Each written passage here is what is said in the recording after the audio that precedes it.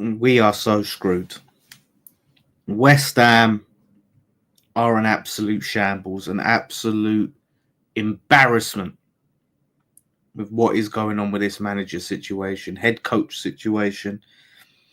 Just when it looked like Lopetegui was getting sacked and Graham Potter was coming in, talks have stalled, issues have arisen, and Lopetegui is still currently the manager, despite West Ham very publicly looking for his replacement. This couldn't get more David Sullivan, could it? It really couldn't. I'm so just deflated. I did a live stream yesterday and I was really energized, with the reports. Okay, something's happening. There's the hope and possibility for something better. And you just come crashing back down to earth. So it seems talks are stalling with Graham Potter over the issue of the length of the contract. We want to give him a 6-month deal. 6 months, just till the end of the season, and then have the option to either extend or get rid of him. Which, is that's all in our favour. Like, what person wants that? Where is job security there? He comes in, does a job, someone else works out, right, you're out the door. You know what I mean? I don't think he's in that desperate of a situation to take a contract like that. Moyes did because he wanted to rebuild his reputation after Sunderland and all of that sort of thing. And yeah, Graham Potter does have something to prove, but he still has job offers around. Everton are interested. So I just don't understand this process of this just being so risk-averse constantly that we can't just offer a manager a contract. So you like him, he's who you want, give him a contract. If it don't work out, sack him. That's what every other club does. Every other club does that. Just if you get it wrong, just bloody sack the geezer. Instead of having to, be so cautious and everything. That's how we ended up with Lopetegui. Because we were too scared to appoint Amorim and these other sort of ambitious managers because, we need this Prem-proven manager and he's free. If we spend money on a manager, then what if he's crap? Talks that we're interested in Marco Silva, but we don't want to pay his 8 million release clause. Listen, I'm not saying we get him, but if there's a chance you can get him, the 8 million release clause should not be a stumbling block. It should not be a factor.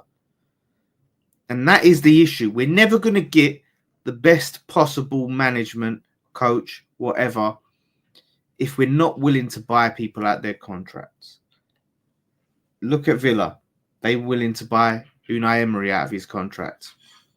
We would never have done that.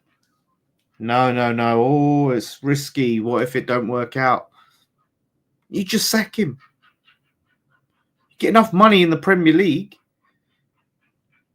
It's just so deflating. It really is. I'm seeing these alternative names. Paulo Fonseca, who I was interested in at the start of the season. I would have taken him over Lopetegui. And then we're getting, let me just check I have this right. Christopher Gaultier, short-lived PSG manager, now managing in Qatar. Why is this guy even an option? Why is his name on the list? Because he's gettable? Listen, I don't claim to be an expert on him, but Jesus, like his CV does impress me. Now you're off, you're 58 years old, you've gone off to Qatar. Stay there, mate, you're done. That is not the exciting, ambitious young manager, coach that we want. I wasn't fully convinced on Potter. Not fully convinced on Potter, but I think he could be a good option. It could work out. I think he's still got something to prove. He's going to play good football. He's going to work with the youth. Just go with it. Give it a chance. If that is who's there, then go with it. Because the problem is now is we've got Lopetegui there, and he knows. He's obviously very, very aware that we're looking for his replacement.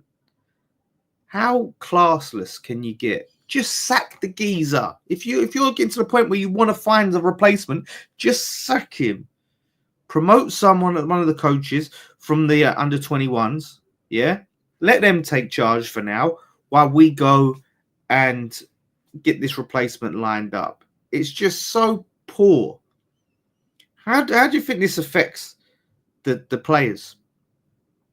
You know what I mean? They're taking training under a guy they know is about to be replaced imminently.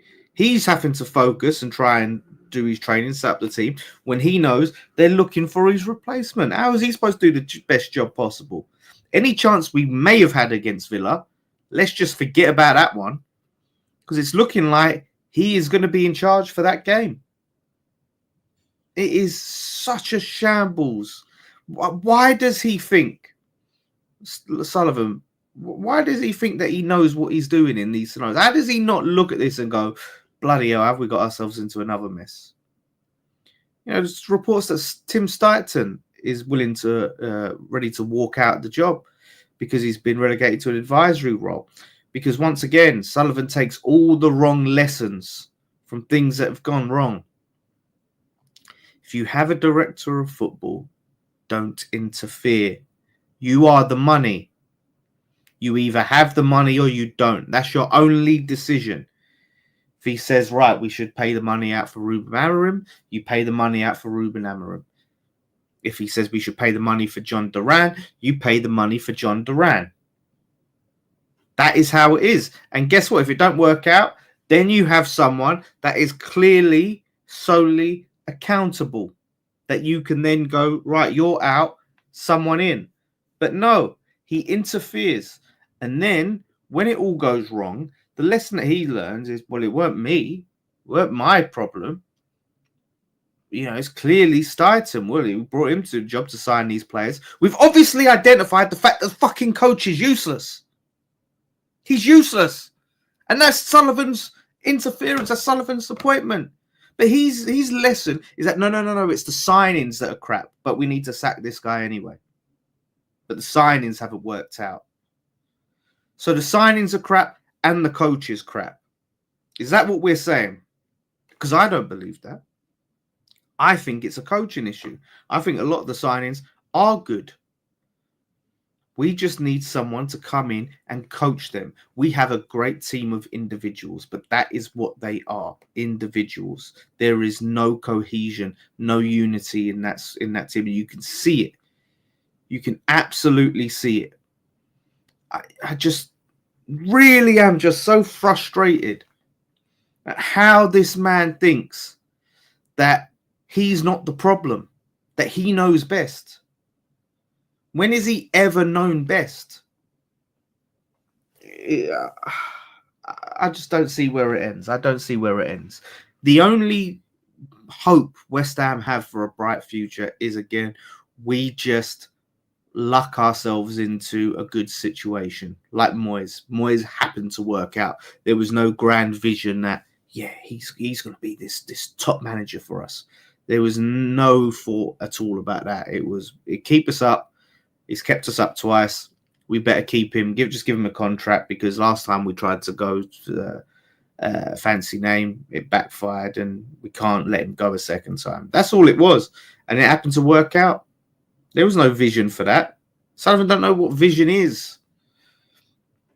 I was really hopeful that we was trying to move to a better structure with a director of football in, technical director, and we're gonna do things properly, put football people in charge, let them make decisions. 6 months into that, after Sullivan interfered and appointed this just terrible coach, he's just abandoning it and going back to his trusted agents. Will Salthouse.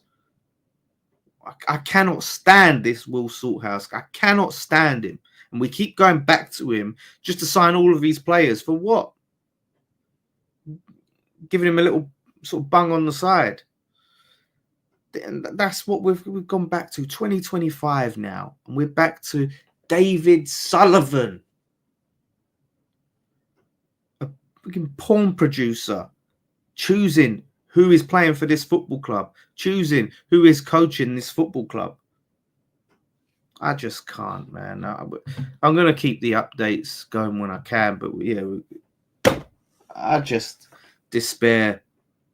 I really despair, and I just don't know where we go this season. I think whoever comes in now is going to have a very tough job for this season. Like we can write the season off as long as we stay up, but they're going to need their players in, whoever it is going to be, and I don't think we're going to address that in this window. But Potter is hanging in the balance. It seems Karen Brady is trying to do her best to get the deal over the line. She's mates with Potter's wife, so she's trying to do what she can there. But yeah, we're scrambling. We are absolutely scrambling right now because we've overplayed our hand. And I think part of Sullivan is hoping that Lopetegui walks. And he should walk, but at the same time, he shouldn't, because he deserves his compensation. Not because of anything he's done good in his tenure, but just because of the way he's been treated. You know, he deserves to get his compensation. So let him take it. Pay the man off, and let's move on. Chalk it up to a mistake. That's simple. And then you just learn from it. It was just never, ever the right appointment in the first place. I wanted to give it a chance. Anyone that we signed, even if we signed the bloody, what's his name, PSG, got Christophe Gaultier, even if we sign him, I have no faith at all in that. But I'm going to get behind him, like I did with Lopetegui, even though I didn't want him. Just... This summer, I go back to the summer, man, and the players that we signed and how quickly we were getting these signings in. We were signing them early. It was such a breath of fresh air. And it really looked like things were sort of turning round and we were starting to try to do things better. And then reality smacks us in the face. There's no. So I see Palace as well. They're on the cusp of some sort of Saudi takeover. I don't know how good their Saudis are. But it just begs the question, why are we still stuck with this clown in charge? Why? Why is Sullivan still here? The deal with the stadium and that, where like we had to be in the stadium for 5 years before he could sell it without giving up a profit, is done. Sell up. Scott and Nicky seem to think, we're waiting for this stadium. We've been waiting to be given the stadium for a long old time. I don't know when it's coming, but I just want him out. I just want to see us run like a proper football club, and that is my issue with Potter. I'm going to get to Ashworth in a minute, but there's my issue with Potter. He had Tony Bloom. He had a good structure above him. What would Potter be like working in a circus? That's what I want to know, with no proper structure. Because like I said, Steisen's about to leave. Apparently Potter is going to want to bring Dan Ashworth in. And Dan Ashworth apparently was a genius who decided, we should keep Ten Hag in. And made some awful signings for them by the look of things. So, I'm not convinced on Dan Ashworth being the guy to replace Stein. There's a lot of fans, a lot of West Ham fans, a lot of David Moyes fans hate Tim Steidten because of reports of his falling out with Moyes, such and such and such. Tim Steidten, to me, he still has to prove himself. I'm not saying I'm fully sold, convinced. What he has done well is we have a serious guy in negotiating players. He gets deals done. He get deals over the line, right? So, but in terms of talent ID, stuff like that, like he's still got a bit to prove himself. We still need to see how the Luis Guilherme deal works out. Everyone's saying, we spent all that money on Guilherme, and look, well, that was clearly one for the future. And if he turns out to be brilliant, then, we'll all be singing his praises then. But that's clearly one that might not have clicked this season. And you ask, well, did we need that? It depends how good Guilherme, if he does turn out to be the next Neymar, like people were talking about, that's another issue. But yeah, to me, I can't judge these signings fully till I see someone else and what they can do with them. I really can't, because, like I said, under Lopetegui, our best players from seasons past have gone backwards. They look worse than they did. Kudus has regressed. Bowen, before he got injured, regressed. Paqueta, for most of the season, has been a shadow. So how can I really judge the new signings? Even Emerson backwards. Alvarez. You can go back and look at all of our top players that we have been praising and lauding in seasons past have been a shadow of themselves. So if they're struggling, then why do we expect the new signings to be at their best? How can we judge the new signings when the current players are not looking up to it? It's a coaching issue. Todibo was very highly rated. Very highly rated. Man United were in for him. I know that's not a glowing endorsement in 2025, but he was a highly rated centre-back. Kilman actually looked good the start of the season. He's really gone backwards. Kilman, I was really impressed with Kilman. Wan-Bissaka is probably one of the only ones that's been sort of consistent. He does have these sort of games, but I think he's been quality. I don't think it's helped him that he's like on the right, at right back, then at left back. I don't think that's done him any favours. But yeah, no, I think he's been good. Somerville's been a bright spark. Look at him.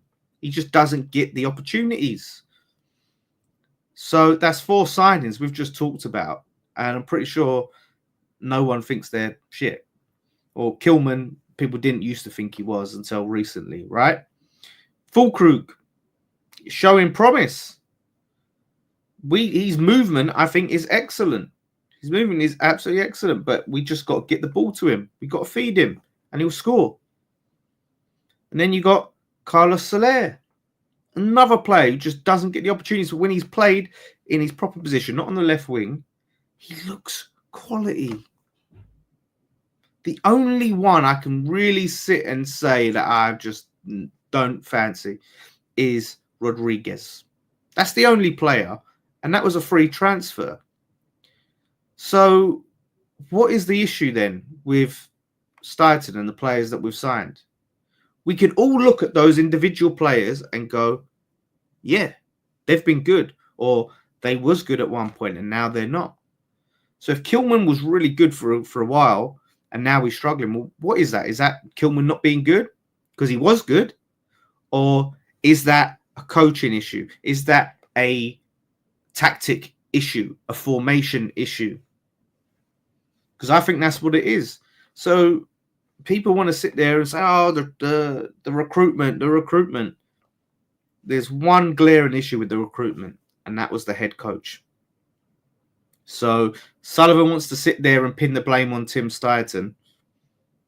He wants to look in the mirror, but he won't, because he always finds a scapegoat.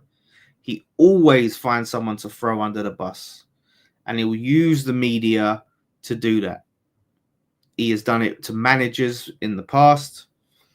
There is no reason why he won't do it to a technical director. So yeah, it's looking very bleak at the moment. And like I said, my only hope is that this fool fumbles and stumbles his way into accidentally signing someone who's going to be very successful for us in spite of Sullivan, just like Moyes was for a few years. So look, we'll keep on top of it. Hopefully we get some good news, but we'll just keep following this absolute circus that is West Ham under David Sullivan.